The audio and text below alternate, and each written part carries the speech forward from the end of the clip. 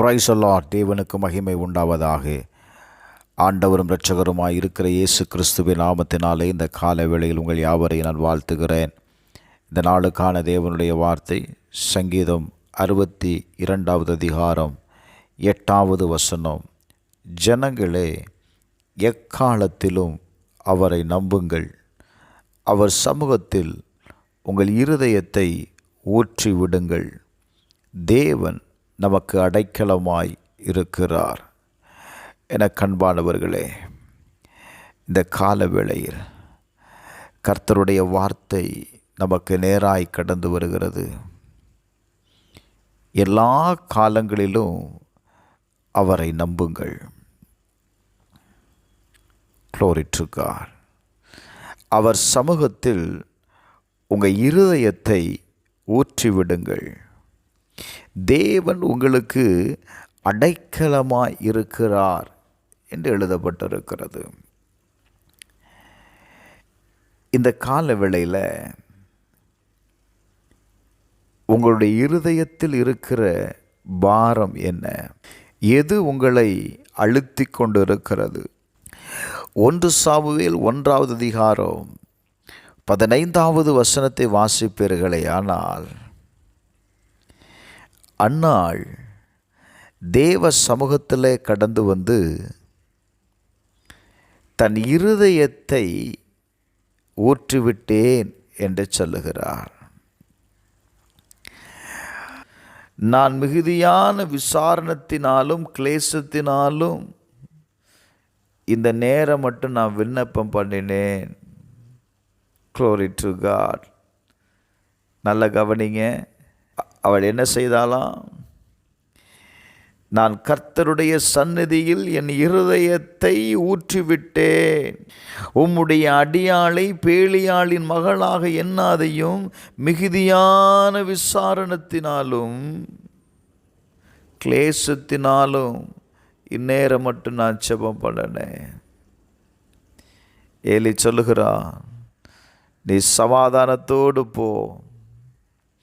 இஸ்ரவேலின் தேவனிடத்தில் கேட்ட உன் விண்ணப்பத்தின்படி அவர் உனக்கு கட்டளையிடுவாராக. என கண்பானவர்களே, இந்த கால வேளையில் நீங்கள் உங்கள் இருதயத்தை தேவ சமூகத்தில் ஊற்றிவிடுங்கள். உங்கள் இருதயத்தில் இருக்கிற கிளேசம் என்ன? எந்த காரியத்தை குறித்து நீங்கள் வேதனை அடைந்திருக்கிறீர்கள்? தாவீது சொல்லுகிறான், சங்கீதம் 22:4, எங்கள் பிதாக்கள் உம்மிடத்தில் நம்பிக்கை வைத்தார்கள், நம்பின அவர்களை நீர் விடுவித்தீர். இந்த கால வேளையில் நாம் எதற்காக தேவனிடத்தில் நம்பிக்கை வைக்கிறோமோ, கர்த்தர் நம்மளை விடுவிக்க வல்லவராயிருக்கிறாருங்க.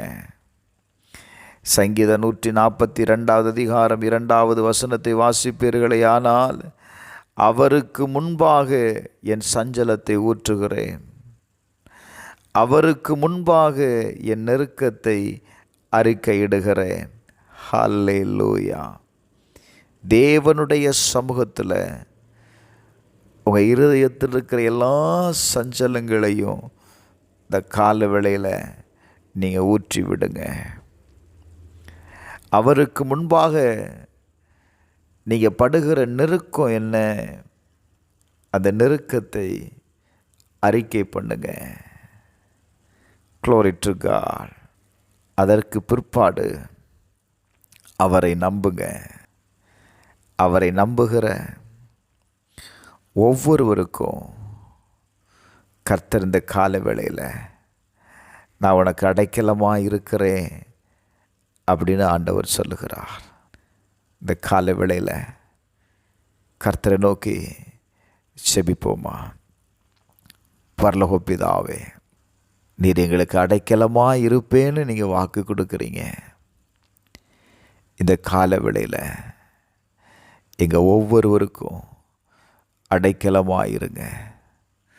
கர்த்தர் எங்கள் இருதயத்திலிருந்து நாங்கள் கேட்குறோம் ஆண்டவரே, சமாதானத்தை கட்டளையிடுவீராக.